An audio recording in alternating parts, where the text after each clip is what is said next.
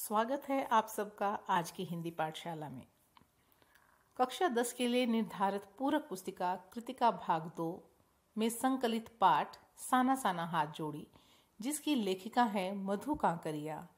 पाठ का अध्ययन हम आरंभ कर चुके थे और पृष्ठ 18 तक हमने उसका अध्ययन कर भी लिया था, जिसमें हमने कुछ जानकारी प्राप्त कर ली थी लेखिका द्वारा दिए गए आसमानी सौंदर्य की, लेखिका पर उसके प्रभाव की, कंचनजंघा की और कवि लॉन्गस्ट्रोक जगह की, रास्ते में मिलने वाली पंक्तिबद्ध श्वेत और रंगीन पताकाओं की, और लेपचा और भूटिया दो जो सिक्किमी जातियां जिनमें सुदीर्घ झगड़े रहे हैं, लंबे झगड़े रहे थे, उनके बीच हुए उस संधि स्थल पर हुई वार्ता के बारे में, उसके विशेष महत्व के बारे में, और फिर पृष्ठ के अंत में 18 जो पृष्ठ है उसके अंत में हमने पढ़ा था धर्म चक्र के बारे में, जिसके बारे में सुनकर लेखिका बेहद हैरान रह जाती हैं कि उस चक्र को घुमाने से सारे पाप नष्ट हो जाते हैं।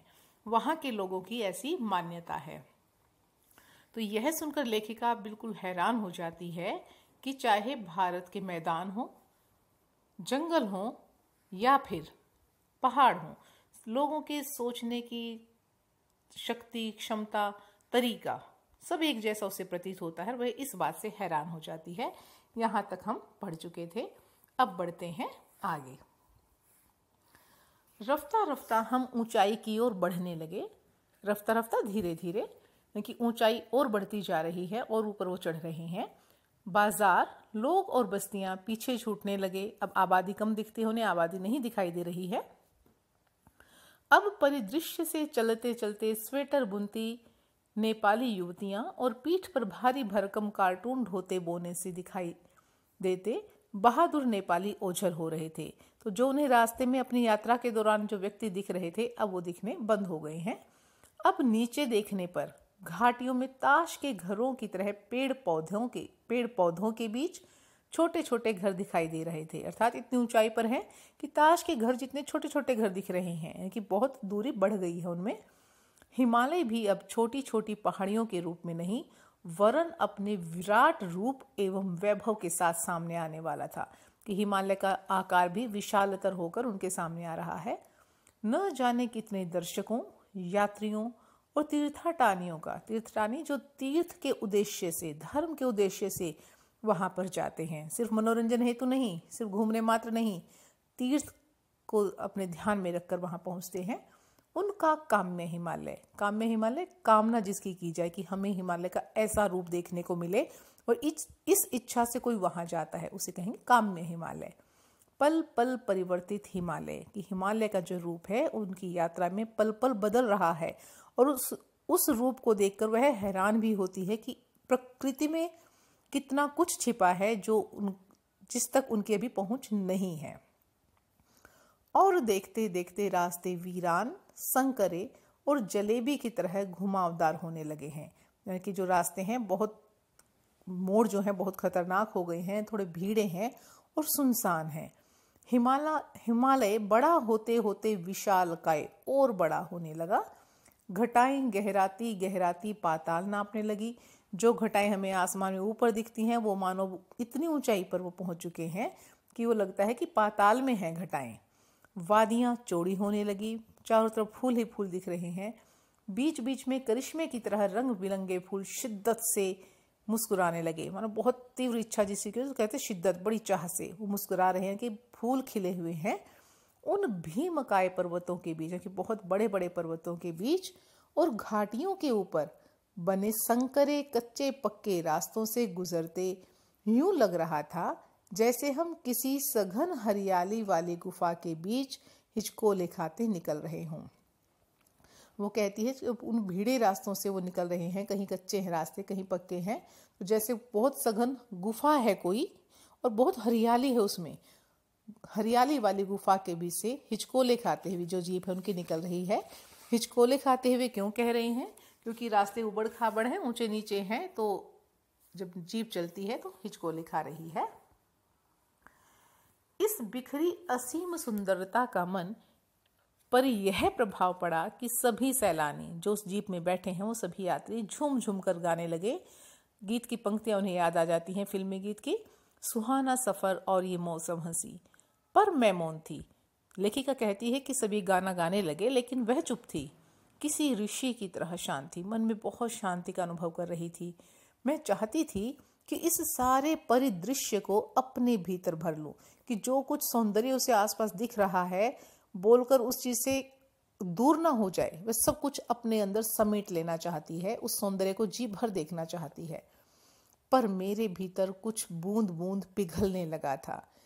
जीप की खिड़की से मुंडकी अर्थात सिर निकाल निकाल कर मैं कभी आसमान को छूते पर्वतों के शिखर देखती, शिखर चोटियां, तो कभी ऊपर से दूध की धार की तरह झरझर गिरते जलप्रपातों को। जलप्रपात झरने कि जो झरने ऊपर से गिर रहे हैं, इतनी तीव्र गति से ऊपर से गिर रहे हैं तो उनमें झाग उठ जाते हैं, आकार दूध जैसा रंग हो जाता है सफ़ेद, क्योंकि प्रेशर से गिरते हैं, गति से गिर रहे हैं तो उसमें झाग उड़ जाते हैं जैसे दूध में होते हैं, और बिल्कुल सफ़ेद रंग का लगता है। झरने से गिरता हुआ जल तो उसे लगता है कि मानो दूध की ही धारा गिर रही हो, जल ना हो।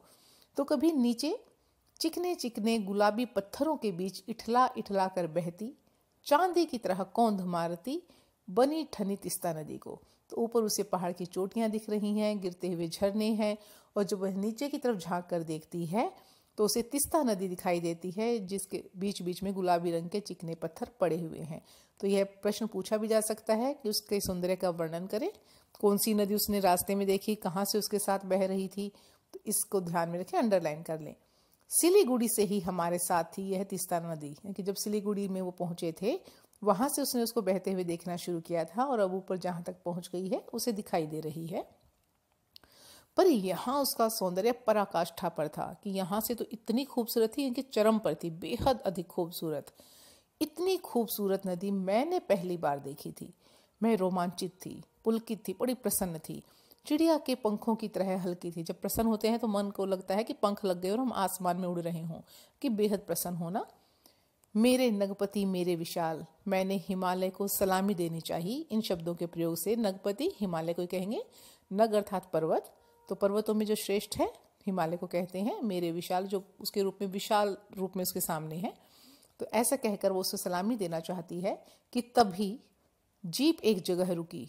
खूब ऊंचाई से पूरे वेग के साथ ऊपर शिखरों के भी शिखर से गिरता फेन उगलता झरना, कि बहुत ही ऊंचाई से एक झरना गिर रहा है, फेन अर्थात झाग उगल रहा है।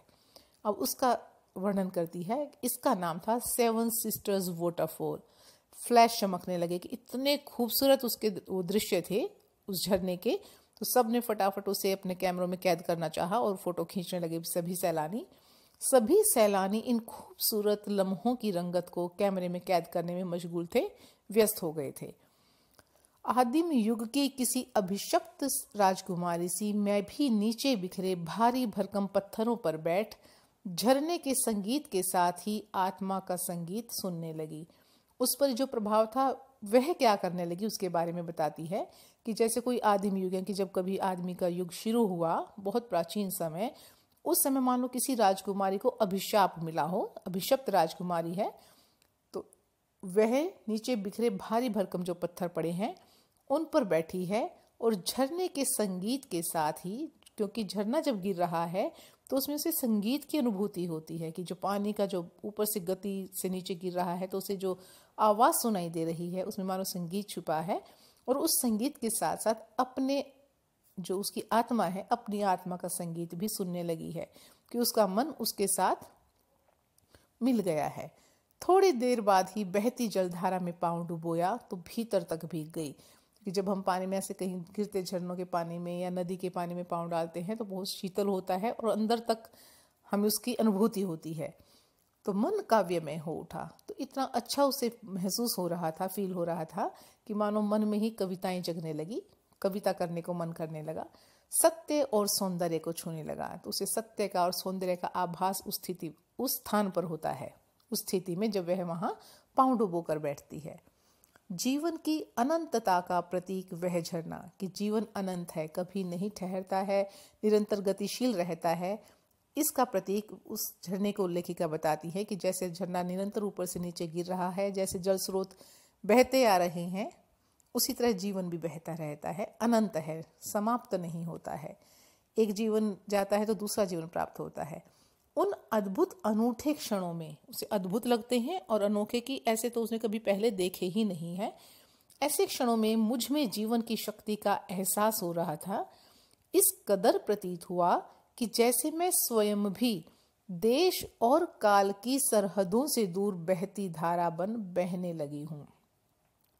कि जैसे अब जल है, पक्षी हैं, बादल हैं, अगर मान लो ये चीजें हैं तो इनके लिए देश की सरहदों का, सीमाओं का कोई इन पर फर्क नहीं पड़ता है। बादल अगर भारत के हैं तो पाकिस्तान भी जा सकते हैं, अमेरिका भी जा सकते हैं, उन पर कोई बंधन नहीं है। पक्षी भी जी चाहे जहां से जहां उड़कर चला जाता है किसी भी देश में। ऐसे ही पानी पर कोई बंधन नहीं है। हाँ, बांध लगाकर अब आदमी रोकने लगे हैं, वो अलग बात है, लेकिन ये चीजें, प्रकृति की चीजें ऐसी कि जो सबके लिए हैं। तो कहती है उस समय कि जैसे ही देश और काल की सरहदों में ये चीजें प्रकृति की नहीं बंधी होती हैं, उस समय उसका मन भी, लेखिका का मन भी देश और काल की इन सरहदों से दूर बहने लगा था। उसके मन में भी ये भेदभाव नष्ट हो गया था। भीतर की सारी तामसिकताएं होती हैं, दुर्गुण कह सकते हैं, जो बुरे विचार हमारे मन में आ जाते हैं। तम अंधेरा, ऐसे विचार जो अंधकार उत्पन्न करने वाले हैं, निराशा देने वाले हैं। तो ऐसे विचार और दुष्ट वासनाएं, बुरी इच्छाएं, मन में कोई भी इच्छा जन्म ले सकती है, अच्छी और बुरी। तो जो बुरी होती है उन्हें वासनाएं कह देते हैं, दुष्ट वासनाएं। कि किसी भी तरह से कुछ चाहे वो वासना कि जिसकी बहुत तीव्र इच्छा है, और दुष्ट जो उपयोगी नहीं है, हितकारी नहीं है।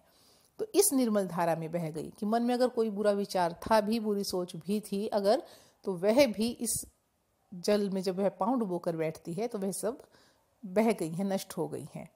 मन हुआ कि अनंत समय तक ऐसे ही बैठी रहूं, बहती रहूं, सुनती रहूं इस झरने की पुकार को, कि बहुत देर तक, न जाने कितने समय तक मैं यहाँ बैठी रहूं और चुपचाप जो झरना कह रहा है गिरते हुए, उसकी आवाज को सुनती रहूं।